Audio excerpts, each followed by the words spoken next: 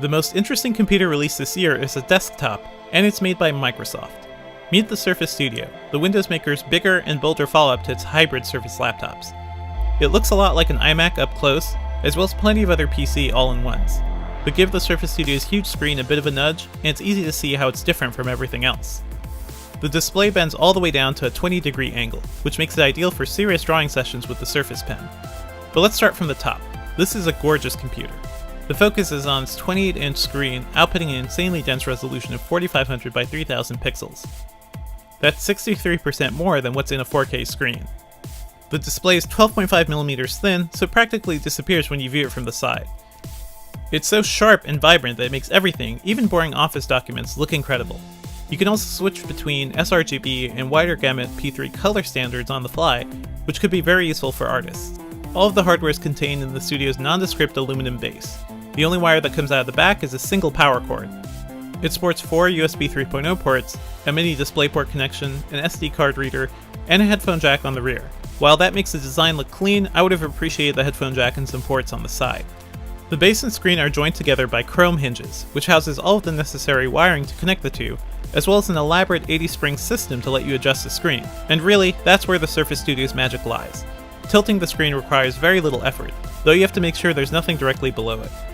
Microsoft built on its experience with the Surface and Surface Book hinges to make the Studio's mechanism possible, and it's unlike anything I've ever seen. It also makes it clear this isn't a computer meant for everyone. It's for people who need to get real work done and can afford to spend big bucks. Under the hood, the $3,000 Surface Studio starts with a 6th Gen Core i5 processor, 8GB of RAM, a 64GB SSD for the OS, and 1TB of internal storage. There's also an NVIDIA GTX 965M GPU with 2GB of memory. I tested the top-of-the-line model, which retails for $4,200.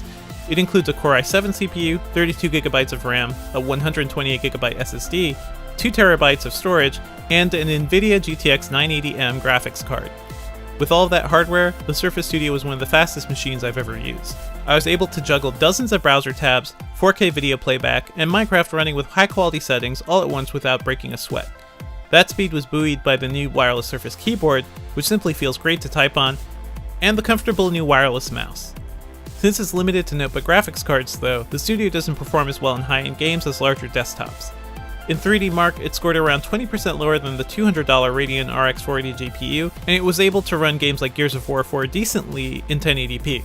It's a shame Microsoft couldn't include Nvidia's newer 10 series mobile GPUs in the Studio, but the company says those weren't ready in time for development. When it comes to VR, Microsoft says it can handle light experiences. Since none of the video card options are technically VR ready, I wouldn't count on it running something like Eve Valkyrie very well. Microsoft also developed a new accessory for the Studio, the $100 Surface Dial. It's a small puck that resembles an AV receiver volume dial, which you can use to control various contextual options. You could, for example, have it change the color hues in Sketchable, or rotate and zoom into an image as you're working on it. What's really interesting is how you use the dial. It can sit on your desk or be placed right on the Studio screen, with its contextual options right alongside it. There's a bit of a learning curve, but the dial's potential as a new method of computer interaction seems far beyond something like Apple's new MacBook Pro Touch Bar. It's also very much a first-gen product. I noticed that it starts to slip a bit if you leave it on the screen, since it's relying on sticky material to stay attached.